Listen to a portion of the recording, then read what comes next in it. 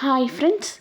பலரது வாழ்க்கையில் நேசித்த உறவு, பாசமாக இருந்த உறவு திடீர்னு வெறுத்து போய் நம்மகிட்ட பேசாமல் நம்மளை விட்டு விலகி போவாங்க. இவங்கக்கிட்டலாம் எப்படி நடக்கணும் அப்படின்னு சொல்லி தெரியாமல் நம்ம கன்ஃப்யூஸ் ஆகி காயப்பட்டு கலங்கி போயிருப்போம். இப்படி வெறுத்துட்டு போன உறவுக்கிட்ட இப்படி நடந்து பாருங்க, அடுத்த நிமிஷமே அவங்க உங்களை தேடி வருவாங்க. இது உங்களுக்கு வாழ்க்கைக்கு பயனுள்ள வீடியோ அப்படின்னு சொல்லி நான் நினைக்கிறேன். லாஸ்ட் வரை ஸ்கிப் பண்ணாமல் பாருங்கள். இப்போ நம்ம வீடியோக்குள்ளே போகலாமா? இங்கே பலம் அப்படின்னா என்னன்னு பார்த்தீங்கன்னா, எவ்வளோ கோபமாக இருந்தாலும் ஒரு சின்ன புன்னகையால் மாற்றி போடலாங்க. அதே போல் மகிழ்ச்சிங்கிறது எவ்வளவோ கஷ்டம் இருந்தாலும் அதை மறைச்சிட்டு, தன்னைத்தானே மறைச்சிட்டு சிரிப்பாங்க பாருங்க, அதில் இருக்க மகிழ்ச்சி. வாழ்க்கையில் யார் வெறுத்துட்டு போனாலும் எப்போவுமே மகிழ்ச்சியோட சிரிப்போட வாழ கற்றுக்கணுங்க. ஒருத்தங்க நம்மளை வெறுத்துட்டாங்கன்னா நம்ம முடங்கி கிடந்தோன்னு வைங்களேன், சிலந்தியம் நம்மக்கிட்ட வந்து சிற பிடிக்குங்க. ஆனால் எழும்பி நீங்கள் நடக்க தொடங்கிட்டீங்கன்னு வைங்களேன், அந்த எரிமலை கூட நமக்கு வழி கொடுத்து நடக்க இடம் தரும். ஒருத்தங்க நம்மளை வெறுக்கிறாங்கன்னா அவங்க ஏன் வெறுக்கிறாங்க அப்படின்னு சொல்லி நம்மளுக்கு தெரியாது. ஆனால் அவங்கள புரிய வைக்கிறதுக்கு நிறைய மொழிகள், அதாவது நிறைய சொற்கள் நம்மக்கிட்ட இருக்கும். ஆனால் அவங்கக்கிட்ட போய் சொன்னாலும் அவங்க புரிஞ்சிக்க மாட்டாங்க. இப்படி புரியாத ஒரு உறவுக்கிட்ட நம்ம சொல்கிறத விட மௌனம் வந்து சிறந்த வழி. ஏன்னா இதுதான் பக்குவமான வழி. ஏன்னா நம்ம எவ்வளோதான் போய் அவங்கக்கிட்ட சொன்னாலும் வெறுத்தது தாங்க. புரிஞ்சிக்காதவங்ககிட்ட போய் சொல்லி பிரயோஜனம் இல்லை. ஒருத்தங்க கிட்ட அளவு கடந்த அன்பு அக்கறைலாம் வச்சுருந்தா கண்டிப்பாக நீங்கள் ஒதுக்கப்படுவீங்க, இல்லைன்னா வெறுக்கப்படுவீங்க. கொஞ்சம் சிந்திச்சு பாருங்கள், உண்மைன்னு தெரியும். ஒரு விதை இருக்குன்னு வைங்களேன், அந்த விதையை நம்ம மண்ணில் புதைச்சி வச்சோன்னா அது மரமாக எழுந்து நிற்கும். அது ஆனால் அந்த விதைக்கு தெரியாது. அதே போல் எரிஞ்சிட்டு இருக்கிற அந்த தீக்குச்சிக்கு தெரியாது நம்மளை சுற்றி இருக்கிற அந்த இருட்டை நம்ம வந்து விலக்கிட்டு இருக்கோம், ஒளியை கொடுத்துட்ருக்கோன்னு. அதே போல் தான் ஒருத்தங்க நம்மளை ஏமாத்துனாங்கன்னா அவங்களுக்கு தெரியாது நம்ம இன்னொருத்தங்களால் ஏமாற போகிறோங்கிறது.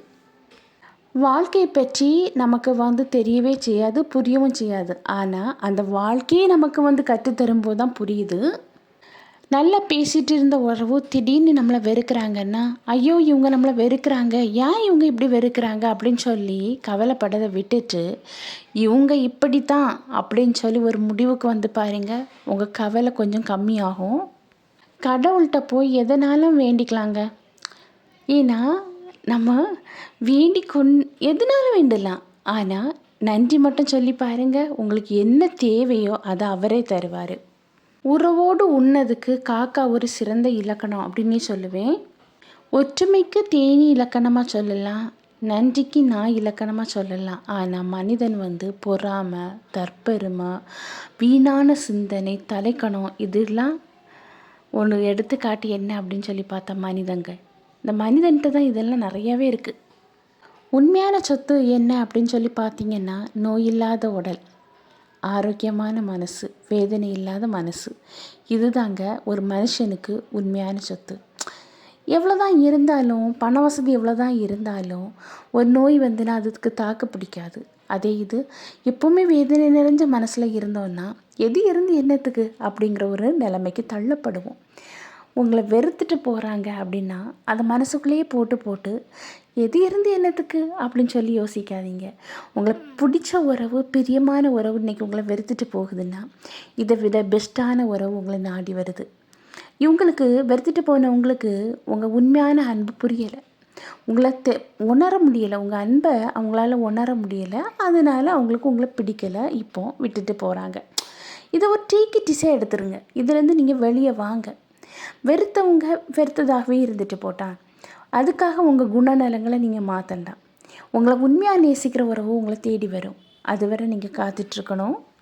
ஒருத்தங்க உங்களை வெறுத்துட்டு போனாங்கன்னா அவங்ககிட்ட போய் சொல்லி புரிய வைக்கணும்னு மட்டும் ட்ரை பண்ணாதீங்க. அவங்களுக்கு கொஞ்சம் காலம் வெயிட் பண்ணிட்டுருங்க. காலம் வந்து உங்களுக்கு அழகாக புரிய வைக்கும்.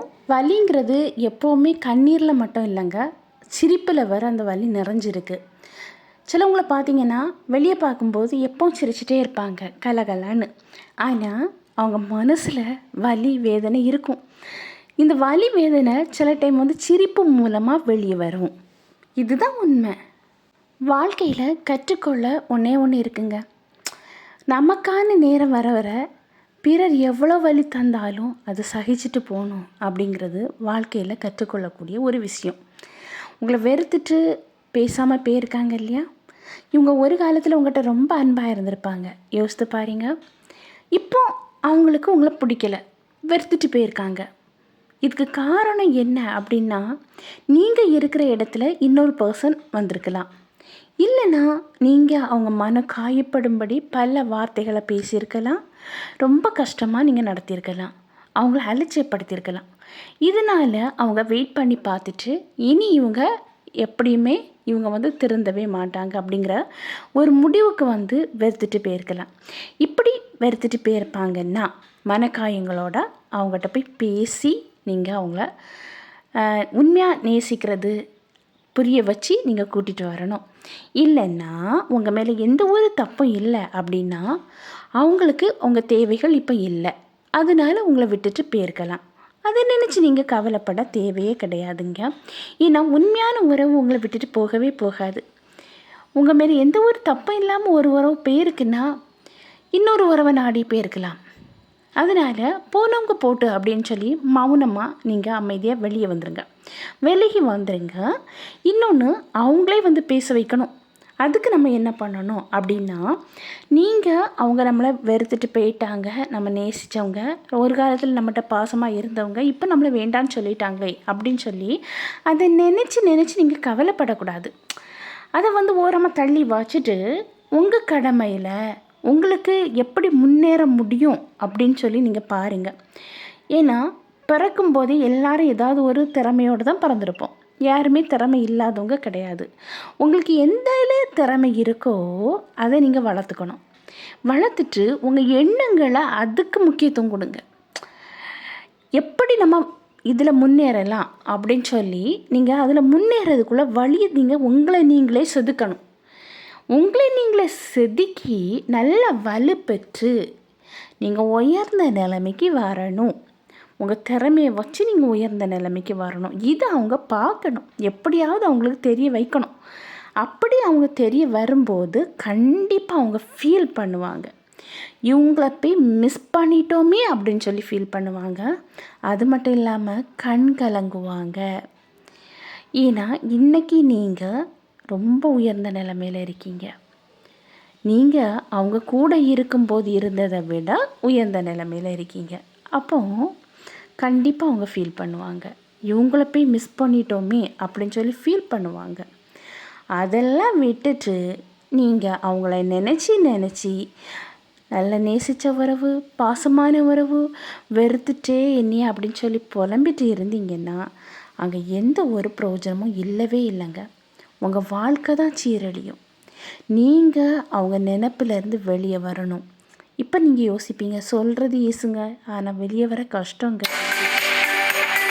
வெளியே வர கஷ்டம்தான், எல்லாருமே கஷ்டம்தான். ஆனால் அதையும் தாண்டி வெளியே வரணும். உங்களுக்கு பிடிச்ச ஏதாவது ஒரு செயலில் உங்கள் மனசை செலுத்துங்க. எப்போவுமே ஃப்ரீயாக இருக்க மாதிரி பார்க்காதுங்க, பிஸியாக இருக்கிற மாதிரி வச்சுக்கணும். உங்களை நீங்களே பிஸியாக்குங்க. பிஸியாக்க நீங்கள் அந்த கவனங்கள் வந்து உங்கள் ஒர்க்கில் போகும், இல்லைன்னா வேறு ஏதாவதுல போகும்போது கொஞ்ச நாள் ஆக ஆக ஆக ஆக என்ன ஆகும்னா கொஞ்சமாக உங்களை மறக்கலாம். உடனே மறக்க முடியாது. அதுக்கு பிறகு கொஞ்ச நாளைக்கு பிறகு நீங்கள் மறந்துடுவீங்க. ஒரு நினப்பில் இருக்கும், ஆனால் இந்த அளவு பெரிய அளவில் அந்த பாதிப்புகள் இருக்காது. நீங்கள் வாழ்ந்து காணிக்கணும். நீங்கள் வாழறதுக்கு பிறந்தவங்க. அடுத்தவங்கள நீங்கள் யோசிக்கிறீங்களே, உங்களை யோசித்தீங்களா?